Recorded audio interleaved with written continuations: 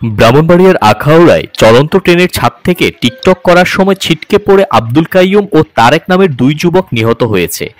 বুধবার বেলা 11:30টার দিকে উপজেলার মোগরা ইউনিয়নের গঙ্গাসাগর ব্রিজ এলাকায় চট্টগ্রাম থেকে ছেড়ে আসা সিলেট গ্রামে পাহাড়িকা এক্সপ্রেস ট্রেনে এই ঘটনা ঘটে।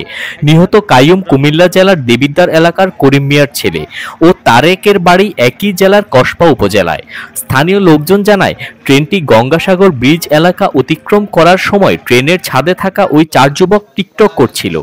ব্রিজের উপরে থাকা তারের সঙ্গে জড়িয়ে ছিটকে নিচে পড়ে যায় এই চার যুবক।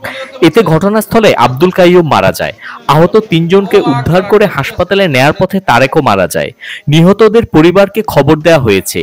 এই ঘটনায় আইনগত ব্যবস্থা প্রক্রিয়াধীন বলে জানিয়েছেন আখাউড়া রেলওয়ে থানার ভারপ্রাপ্ত কর্মকর্তা। আপনারা দেখছেন দৈনিক কর্ণকণ্ঠ, সবার কথা বলে।